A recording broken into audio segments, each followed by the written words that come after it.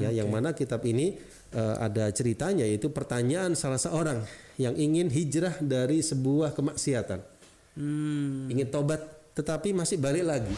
Bagaimana solusinya? Imam Ibnu Qayyim, dari jawaban beliau lahirlah kitab ini, yaitu kitab Al-Jawab Al-Kafi, artinya jawaban yang mencakup, jawaban yang mencukupi, liman sa'ala 'anid dawa'i syafi, terhadap orang yang bertanya tentang obat yang mujarab. Benar sekali. Ditulis kitab ini. Jadi pertanyaan yang kurang lebih ada 4 kalimat atau 5 kalimat, 1 paragraf, jawabannya 1 kitab. Masya Allah. Masya Allah. Insaf, bincang santai penuh faedah. Assalamualaikum warahmatullahi wabarakatuh. Waalaikumsalam. Alhamdulillah, salawatu wassalam ala rasulillah wa ala alihi wa ashabi ajma'in, amma ba'd. Senang sekali listeners, ketemu lagi bareng sama Dodo Wahyudi di acara yang insya Allah penuh dengan hikmah dan juga faedah, yaitu Insaf, bincang santai penuh faedah. Dan kali ini kita sudah bersama dengan guru kita yang terhormat, yaitu Ustadz Muhammad Latif Usman Hafidahullah. Apa kabar Ustadz? Baik, Alhamdulillah. Terima kasih Ustadz, udah hujan-hujan datang untuk mampir ke Insaf, untuk memberikan ilmu-ilmu kepada kita semua. Dan yang pasti listeners, ini merupakan episode pertama ya, karena biasanya kalau misalnya pas satu di Insaf itu kita ngebahas hal-hal yang umum. Kalau di episode sekarang ini kita akan bedah buku, Masya Allah. Buku yang akan kita bedah itu adalah karya dari Syekhul Islam Ibnul Qayyim Al-Jauzi, yaitu Al-Jawabul Kafi. Ini ya Tadeh, bukunya ya, bener ya? Ya. Bukunya tebel listeners. Jadi kayaknya nggak mungkin sekali untuk dibahas di satu episode. Jadi antum mesti nggak bosan-bosan datang ke sini Tadeh ya, untuk memberikan satu faedah dari buku ini. Dan yang pasti sebelum kita mengarah kepada inti ataupun materi bab-bab yang ada terkandung di kitab ini Ustadz, mungkin antum bisa jelaskan sedikit profil dari penulis Ustadz, yaitu Ibnul Qayyim Al-Jauzi. Sementara soalnya kita dengarnya nama beliau rahimahullah itu cuman pas satu kajian doang Ustaz. Masya Allah. Ya kan, guru-guru kita selalu bilang pendapat Syekhul Islam bla bla bla gitu loh. Tapi sementara kita nggak tahu profil dari beliau. Mungkin antum bisa sedikit menjelaskan tentang profil dari penulis ini. Tafadhol Ustaz. Bismillahirrahmanirrahim. Assalamualaikum warahmatullahi wabarakatuh.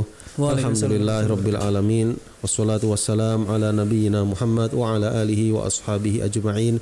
Amma ba'd. Kaum muslimin dan muslimat, ikhwani wa akhwati fillah, azzakumullah.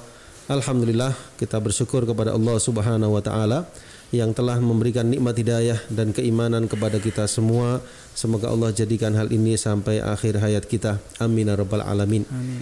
Di antara hal yang penting bagi diri seorang mukmin dan mukminah, yaitu adanya uswatun hasanah di dalam kehidupan. Seorang mukmin dan mukminah hendaknya mengambil ibrah dan pelajaran dari kisah-kisah para nabi dan rasul. Yang pertama, terutama Nabi kita Muhammad sallallahu alaihi wasallam. Yang kedua, yaitu hendaknya kita mempelajari kisah para sahabat Nabi radhiyallahu anhum ajma'in, yang mereka adalah generasi yang menemani Nabi sallallahu alaihi wasallam dalam suka dan duka.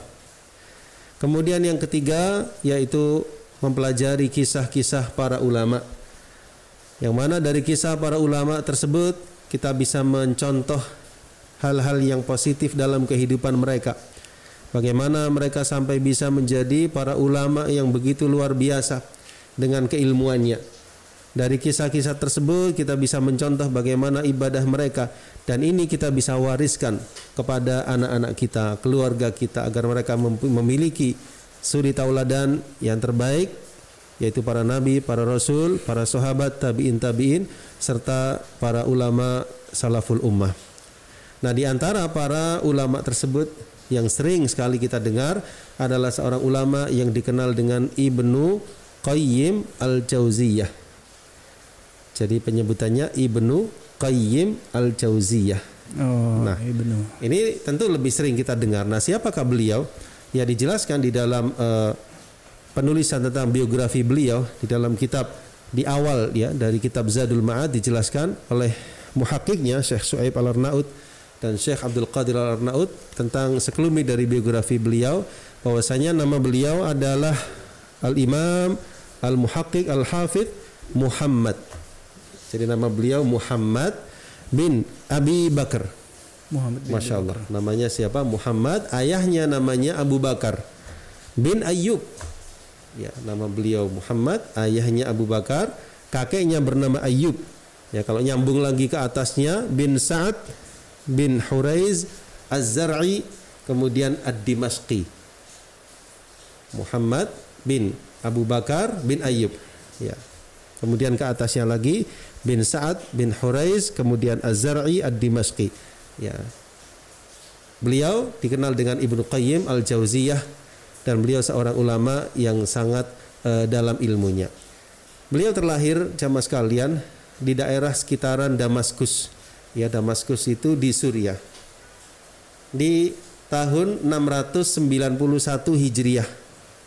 Saya ulangi, di tahun 691 Hijriah di bulan Safar. Dan wafatnya beliau di tahun 751 Hijriah.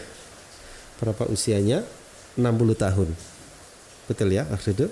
51 ditambah 9 ya. Berarti 60 tahun. 691 sampai 751. Berarti 51 ke 9 ya. 60 tahun usia beliau rahimahullahu taala. Beliau ya jamaah sekalian atau hadirin yang dimuliakan oleh Allah Subhanahu wa taala adalah seorang yang sangat dalam di dalam ilmunya dalam berbagai bidangnya ya, baik di dalam bidang akidah, di dalam hadis, fikih, tafsir maupun lainnya.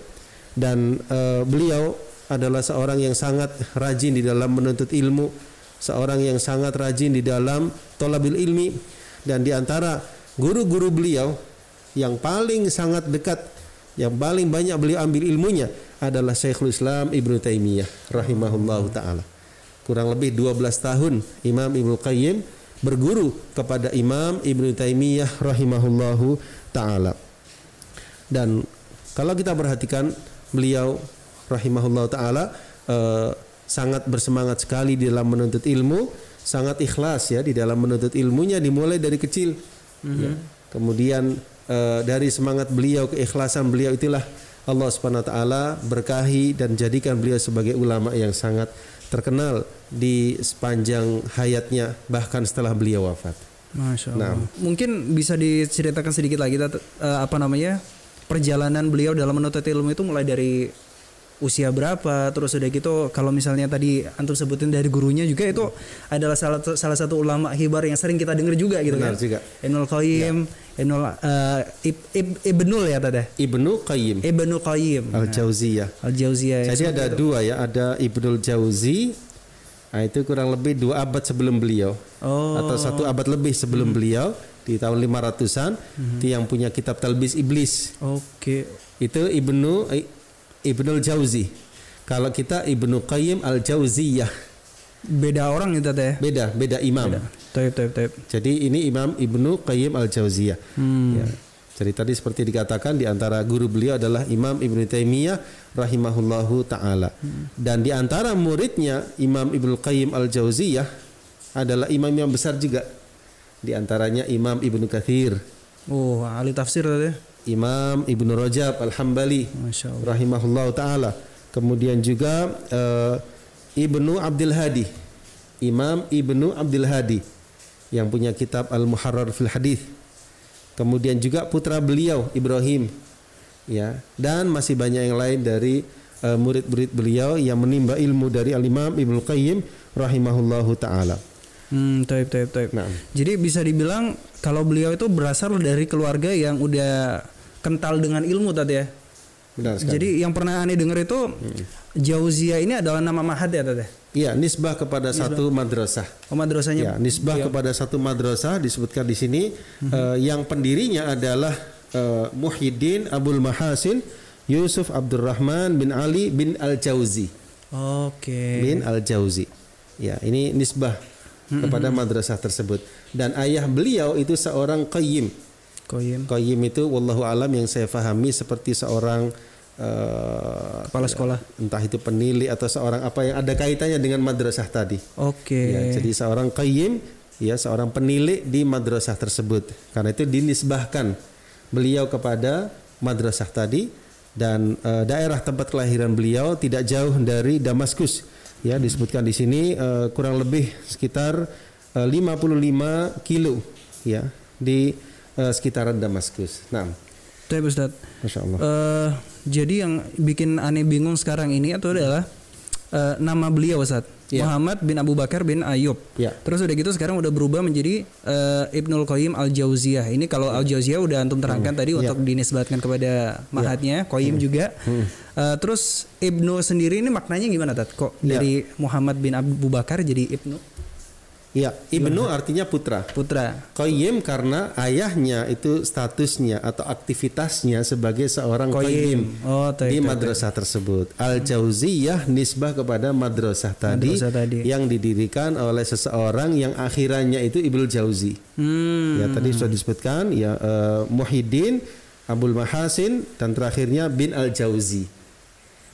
Ya, jadi memang sebagian orang itu lebih kita kenal sebutan masyhurnya ketimbang nama aslinya. Ya, seperti Imam Ibnu Taimiyah rahimahullah taala. Ya, nama beliau Imam Ahmad bin Abdul Halim bin Abdul Salam. Ya, mungkin kita lebih respect kepada Imam Ibnu Taimiyah. Kita nggak tahu namanya barangkali sebagian besar dari kita. Tapi nama beliau Imam Ahmad bin Abdul Halim bin Abdul Salam. Imam Ahmad bin Hambal itu ayah beliau bukan Hambal, tapi Ahmad bin Muhammad bin Hambal. Hambal kakeknya. Oh, dinisbatkan kepada kakeknya. Iya. Oke. Seperti juga sahabat Abu Hurairah, siapa nama beliau? Kita lebih kenal Abu Hurairahnya. Ya, diperselisihkan 30 ini nama, tapi lebih dekat insyaallah nama beliau Abdurrahman bin Sakhr Ad-Dausi. Ya, dan begitulah sebagian orang itu ada lebih masyhur ya di penyebutannya ketimbang namanya. Abu Bakar Siddiq, siapa nama beliau? Nama beliau Abdullah bin Abi Quhafah, tapi lebih kita dikenal dengan Abu Bakar As-Siddiq radhiyallahu an. Kembali kepada, saya tambahkan sedikit kembali kepada Imam Ibnu Qayyim, beliau seorang yang sangat luar biasa ilmunya, ibadahnya, dan karya-karyanya, sehingga beliau memiliki karya-karya yang sangat banyak di setiap bidang ilmu.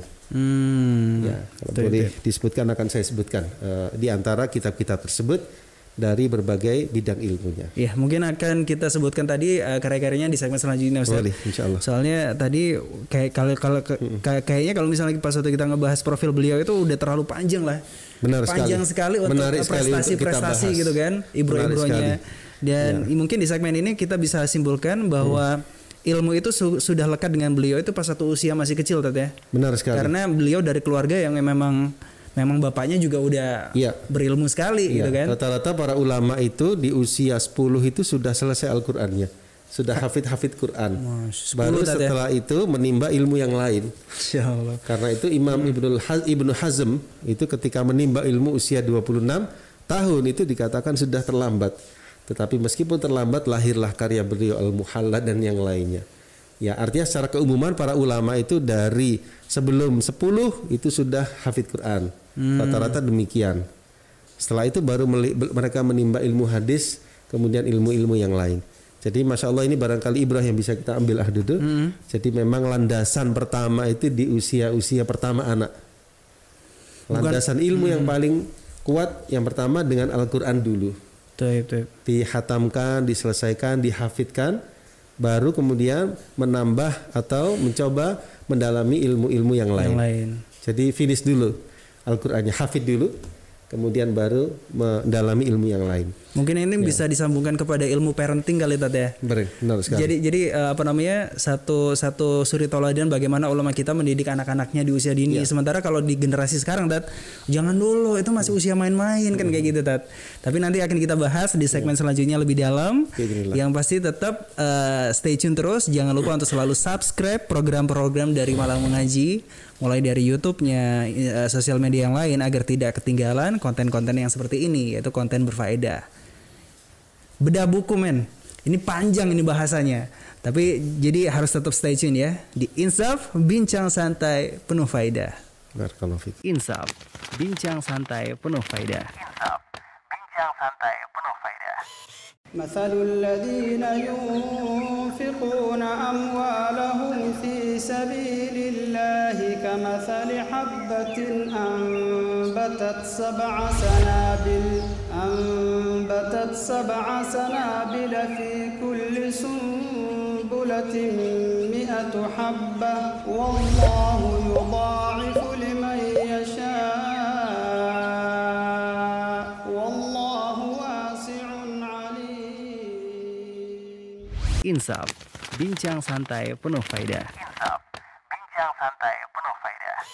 Alhamdulillah masih bersama Dodo Wahyudi dan juga Ustadz Muhammad Latif Usman hafizahullah di acara Insaf Bedah Buku Bincang Santai Penuh Faedah. Yang pasti bedah buku kali ini adalah buku atau kitab yang ditulis oleh Syekhul Islam Ibnul Qayyim Al-Jauziyah, yaitu Al-Jawabul Kafi. Dan insya Allah program ini akan terus berlanjut di episode-episode selanjutnya. Soalnya kita ngebahas isi dari buku ini nggak mungkin satu episode aja sob. Jadi kita mesti continue. Sama Ani juga mesti belajar lagi Tat. Masya Allah. Atau jangan bosan Tat ya. Datang sini Tat ya. Bismillah insya Allah. Semoga Allah mudahkan. Amin. Tapi Tat, balik lagi ke obrolan kita yang tadi Tat. Sementara paradigma sekarang, orang tua zaman sekarang, kalau kita mengacak kepada orang tua di zaman para ulama dulu, itu kayaknya beda sekali Tat. Usia kayak yang tuh bilang tadi, ulama dulu itu usia 10 rata-rata udah hafiz. Sementara di kita bagaimanapun kita tidak diperbolehkan lah, bisa dibilang kayak gitu. Karena anak itu ada usia untuk bermain seperti itu kan, kayak gitu. Jadi biarin aja nanti dulu. Tahu-tahu udah gede malas kan belajar Quran itu lagi, apal boro-boro hafiz. Juz sama aja belum khatam gitu kan. Mungkin apa yang bisa kita rubah atau kita contoh dari ulama-ulama dahulu dalam mendidik anak, Ustaz? Ya, baik. Bismillahirrahmanirrahim. Terkait pendidikan ya seorang orang tua kepada anaknya, kalau kita mengaca kepada kehidupan salafus saleh ridwanullah alaihim jami'an, memang orang tua di zaman dahulu itu sangat memprioritaskan ya, sangat mementingkan ya, sampai-sampai Imam Abu Hanifah ketika anaknya itu pandai membaca Al-Fatihah atau hafal Al-Fatihah, saya agak lupa, itu beliau dengan penuh kebanggaan membawa putranya. Masya Allah. Ya, berkeliling kalau tidak salah, saking bangganya. Ya, sehingga para orang tua di zaman dahulu itu luar biasa. Dan usia keemasan itu adalah usia awal. Jadi usia mulai kurang lebih ya 2 tahun sampai usia 7 tahun ini bahkan emas-emasnya. Intinya bisa ngomong kata-kata awal gitu aja udah cukup. Ya, bahkan sebelum lahir coba dilihat dalam buku Tarbiyatul Aulad fi Dawil Kitab was Sunnah, itu seorang ibu yang sedang hamil itu sangat baik untuk melantunkan ayat suci Al-Qur'an. Oh, itu merupakan pelajaran awal sambil memberikan sambil beliaunya hamil ya, menyampaikan membaca Al-Qur'an atau diperdengarkan Al-Qur'an, itu insya Allah berpengaruh kepada janinnya. Masya Allah. Ada seorang teman saya yang hafid Quran, usia 25 itu Masya Allah sudah hafid Quran. Beliau cerita waktu di kandungan ibundanya sering membacakan Al-Qur'anul Karim. Dan bisa dilihat lebih lanjut dalam kitab Tarbiyatul Aulad fi Dawil Kitab was Sunnah ya, karya Syekh Abdus Salam Sulaiman yang direkomendasi oleh Syekh Fauzan hafizahullah taala, disebutkan tentang hal tersebut. Ya, jadi intinya adalah orang tua di zaman dahulu sangat mementingkan pendidikan agama semenjak usia dini. Nah, yang menarik adalah mereka itu memprioritaskan pada satu hal paling penting, kemudian setelahnya. Kalau kita akan mengajari anak itu langsung banyak. Oh iya. Mereka memprioritaskan satu hal, fokus sampai selesai. Dalam hal ini yang dinomorsatukan Al-Quran, karena Al-Quran adalah wahyu. Jadi landasan pertamanya itu Al-Quran. Bagaimana caranya anaknya tersebut bisa membaca Al-Quran? Tidak cukup sampai di situ dihafidkan, berusaha untuk ini. Karena itu di zaman dulu ada istilah kutab, ada istilah madrasah tahfidil Quran ya, sampai sekarang juga ada. Itu tujuannya apa? Untuk mentahfid anak, menjadikan anak itu hafal Al-Quran. Ya, kalau saya dulu sedikit berbagi pengalaman waktu kita di Timur Tengah di Saudi itu, saya perhatikan masjid-masjid itu mesti ada kebanyakannya ya halaqah tahfidul Quran. Buat anak-anak tadi ya? Iya, kalau kita kan TPQ ya, Taman Pendidikan Quran. Lebih kepada bagaimana bisa membaca Quran. Kalau di sana lebih kepada tahfid. Gitu. Nah, anak itu kalau di tahfid Quran, dimotivasi untuk hafal Quran, mereka itu kuat hafalannya. Jadi manusia itu Allah jadikan semakin bertambah usianya semakin berkurang hafalannya. Semakin kecil semakin bagus. Sehingga ketika dituntaskan Al-Quran tersebut di usia yang sangat dini 10 tahun misalnya, atau anggap saja 15 tahun misalnya, ya, maka ketika setelah selesai khatam Quran, seluruh dalil ada dalam pikirannya, dalam hatinya. Masya Allah. Adabnya juga terambil dari Al-Quranul Karim. Baru setelah itu akan dimudahkan untuk mempelajari ilmu-ilmu yang lainnya. Ya, sehingga para ulama dahulu demikian orang tuanya. Orang tua punya peran besar. Seperti Imam Syafi'i rahimahullah ta'ala, itu ibundanya sangat perhatian. Demikian pula imam-imam yang lain, orang-orang terdekatnya ini yang berusaha menjadikan anaknya tersebut sebagai seorang yang hafid, seorang yang dalam mempelajari ilmu semenjak usia kecil. Betul, Ustaz. Berarti yang bisa kita ambil itu jangan terlalu membebani anak kita itu dengan pelajaran yang gitu banyak ya. Kita mesti prioritas dulu gitu kan. Ya, memang kita terjebak di ini ya, kalau kita sistem ya. Artinya memang diajarkan banyak hal sehingga bercabang ini ya. Terjebak di situnya. Tetapi kita sebagai peran ya orang tua, mungkin kita tidak bisa persis seperti para ulama dulu ya, tapi paling tidak kita bisa mengambil ibrah bagaimana caranya di rumah ini, di rumah kita masing-masing kita jadikan sebagai nuansa Qur'ani. Masya Allah. Kita perdengarkan banyak ayat Al-Quran, kita perintahkan anak kita kalau syukur-syukur bisa tadarus bareng bersama keluarga. Keren ya Tata. Luar biasa ya, orang tua bersama putranya darusan tiap hari. Ini barangkali yang mulai bergeser di zaman sekarang.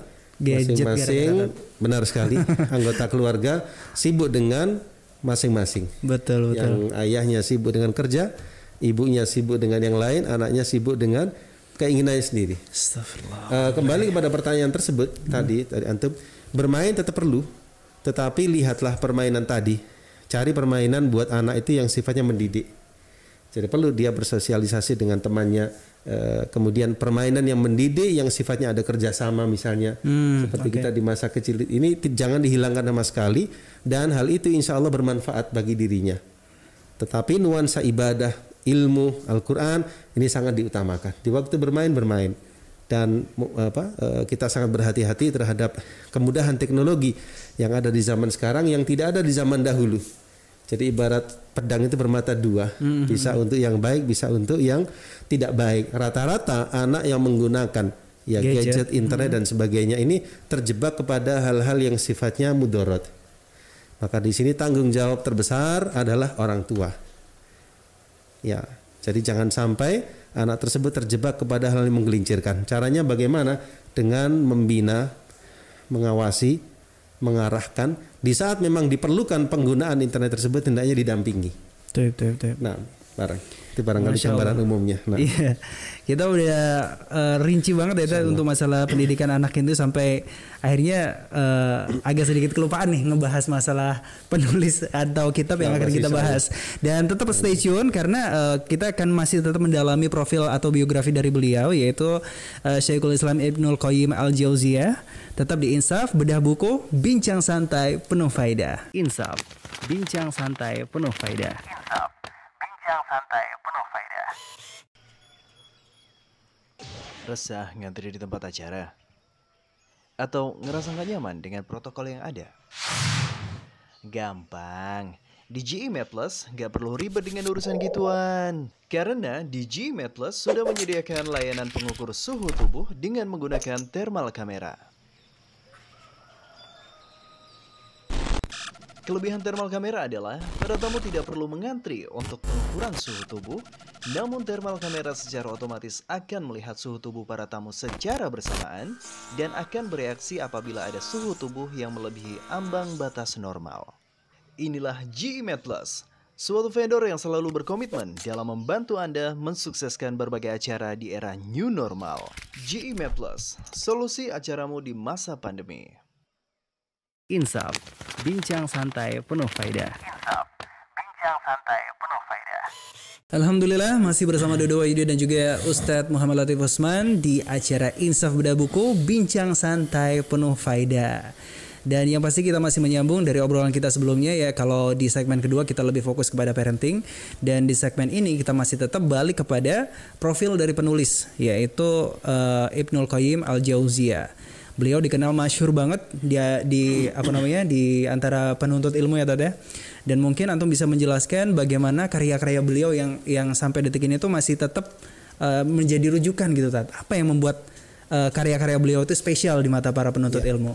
Bismillahirrahmanirrahim. Menurut penjelasan salah seorang masyayikh bahwasanya karya Imam Ibnu Qayyim itu memiliki dua hal yang bersamaan. Ada sisi ilmiahnya, ada sisi imaniyahnya. Ilmiah, imaniyah. Sisi ilmiahnya dalam, beliau tidak menyampingkan sisi imaniyah. Ya, jadi ada sebagian orang itu yang mengarang itu ilmiahnya luar biasa, tetapi sentuhan imannya kurang. Ada juga yang sentuhan imannya luar biasa, sisi ilmiahnya tidak terlalu dalam. Nah, Imam Ibnu Qayyim menggabungkan kedua hal tersebut, sisi ilmiah dan sisi keimanan, sisi akidah beliau tonjolkan di situ, sehingga inilah yang barangkali mewarnai ya seluruh kitab-kitab Imam Ibnu Qayyim secara garis besarnya terwarnai dengan dua hal tadi yang membuat berbeda dengan sebagian tulisan karya-karya ilmiah lainnya. Dan yang kita bahas ini Tat ya, mungkin karya-karya yang lain mungkin Tat. Terus udah gitu kalau misalnya kita lihat dari karya beliau kan pasti di terakhirnya atau di bagian awal itu ada testimoni dari ulama-ulama yang lain tentang profil beliau. Mungkin Antum bisa jelaskan. Para ulama menjelaskan ya tentang kesan mereka terhadap Imam Ibnu Qayyim. Dan kesan ulama itu pentingnya apa, Ahdudu? Pentingnya itu kita bisa melihat figur atau sosok yang disampaikan. Okay. Misalnya ada orang bertanya tentang antum. Yeah. Lalu saya sampaikan Ahdudu itu demikian-demikian. Itu merupakan syahadah, persaksian. Apa yang saya ketahui. Sehingga orang bisa menilai antum. Nah, di sini kita melihat sosok ulama itu dengan ulama yang lain. Ketika ulama yang lain menyampaikan kesan demikian-demikian, kita tahu sosok ulama yang dimaksud itu bagaimana. Nah, para ulama yang menjelaskan tentang hal ini beberapa di antaranya yang sangat luar biasa. Murid beliau Imam Ibnu Rajab Al-Hambali rahimahullah taala, beliau menjelaskan kesan beliau tentang gurunya Imam Ibnu Qayyim dengan perkataannya, "Kana 'arifan bitafsir la ijara fihi."